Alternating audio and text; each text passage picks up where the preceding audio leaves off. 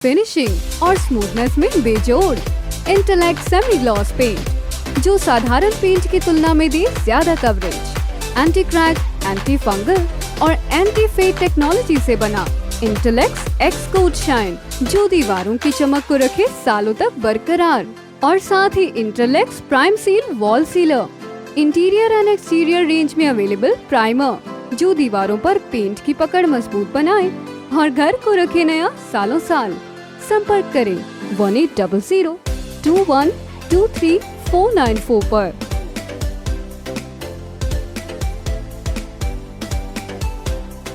जी,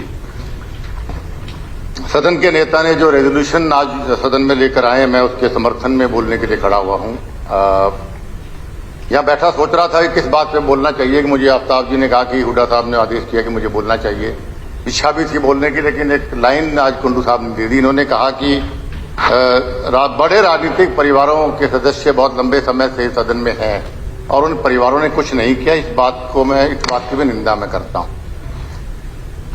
मैं जानना चाहूंगा 1982 में, क्योंकि ये बात अच्छी भी एक लाइन भी मुझे मिल गई कि कुछ सदन सदस्य नए भी हैं यहाँ पर और कुछ जो हमें देखेंगे उनको पता भी रहेगा कि भाई SYL नहर के निर्माण और चंडीगढ़ को बचाने के लिए इसका कितना कितना योगदान रहा। अभय जी ने चौधरी देवीलाल जी की जिक्र किया, किरण जी ने बंसीलाल जी का किया। 1982 इंदिरा जी प्रधानमंत्री थी, चौधरी भजनलाल जी मुख्यमंत्री थे, दरबारा सिंह जी पंजाब के मुख्यमंत्री थे। SYL नहर के निर्माण की नींव चौधरी भजनलाल जी ने कपूरी गांव पंजाब में ले जाकर 1982 में रखवाई। ये रिकॉर्ड की बात है।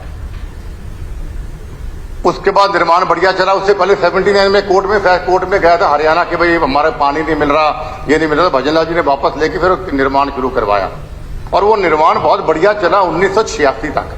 और 1986 के अंदर उग्रवाद के हत्थे चढ़ गए। इरिगेशन डिपार्टमेंट के ऑफिसर को उग्रवादियों ने मार दिया, जिसकी वजह से वो काम रुका और आज तक चला नहीं। ये बात इनकी सही है कि 82 और 2022 40 साल से सिर्फ मुद्दा है। 36 साल से काम रुका पड़ा है। कितने आयोग आए, राजीव लोंगोवाल आयोग आया, अकॉर्ड आया, कई आयोग आए, सबका सुप्रीम कोर्ट तक का फैसला हमारे हक में आया, लेकिन जो काम चौधरी भजनलाल जी अधूरा छोड़ गए वो अभी तक वहीं पड़ा हुआ है। ये कहीं ना कहीं हम सब की कमजोरियां हैं, उसमें मैं अपने आप को भी शामिल करता हूं। हम सब मैं चौथी बार इस सदन में आया, 2 बार मैं लोकसभा के अंदर भी रहा। हम सब की कमजोरियां, लेकिन मैं फक्र से कह सकता हूं कि अगर SYL नहर के निर्माण में सबसे अहम और सबसे ज्यादा योगदान, मैं किसी को बुरा भला नहीं कह रहा, ब्लेम गेम नहीं खेल रहा, अगर रहा और जब लिखा जाएगा तो स्वर्णिम दौर से चौधरी भजनलाल जी का नाम लिखा जाए। 1985 में गिरीश साहब बैठे कह रहे थे कि सारे अकॉर्ड गलत हुए, कभी सही नहीं हुआ। और मुख्यमंत्री जी ने परसों बोला 3 दिन पहले कि राजीव लोंगोवाल अकॉर्ड लागू होना चाहिए। एक डिफरेंस वो अपने पार्टी के अंदर आया। राजीव लोंगोवाल अकॉर्ड एक बहुत दूरदर्शी सोच चौधरी भजनलाल जी की थी। वो चाहते थे कि हमारे प्यासी बंजर भूमि को पानी मिले। कितने ही किसान कर्जदार तब से अब तक हुए, उस वक्त भी बहुत थे, कि उनको पर्याप्त पानी मिलेगा, जनरेटर चलाना कम पड़ेगा, मोटर चलानी कम पड़ेगी, वगैरह वगैरह, उनका कर्जा कम होगा, उनका जीवन यापन सही होगा। उनकी सोच थी कि हमें पानी मिले, हमें इन बिल्डिंगों का क्या करना है, बिल्डिंगें तो हम कहीं और ही बना सकते हैं। इस बात से विज साहब का समर्थन करता हूं।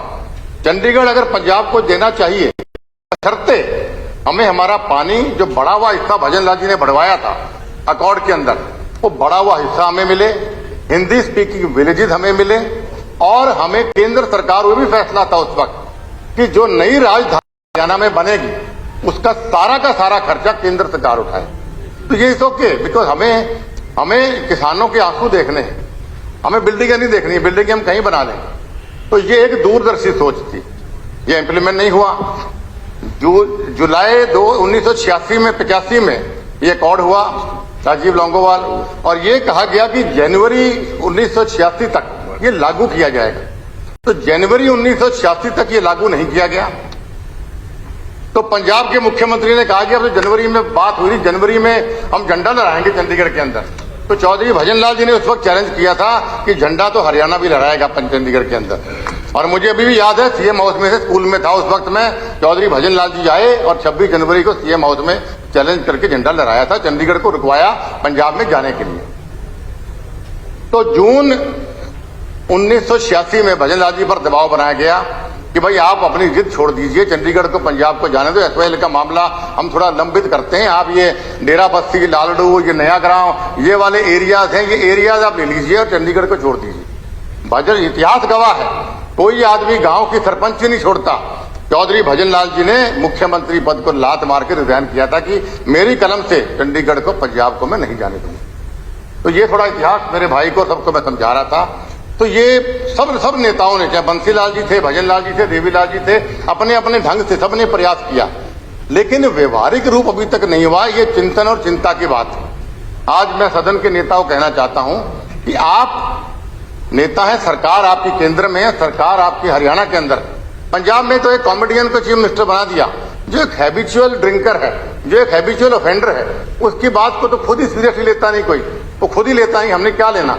लेकिन जिस प्लेटफॉर्म पे वो बोले हैं कि सदन के अंदर रेजोल्यूशन पास कराया, वो एक सीरियस इशू है, उसकी मैं निंदा करता हूं। और मुख्यमंत्री जी को कहता हूं, इतिहास बनाइए। पहली बार किसी विधानसभा का इतिहास होगा कि 90 का सारा सदन उनके साथ राष्ट्रपति को मिलने जाने को तैयार है। सारा का सारा सदन आपके साथ है, इसलिए टेंशन लेनी नहीं है, टेंशन देने की है। आपका बहुत बहुत धन्यवाद। नमस्कार। धन्यवाद। चौधरी रणजीत सिंह जी।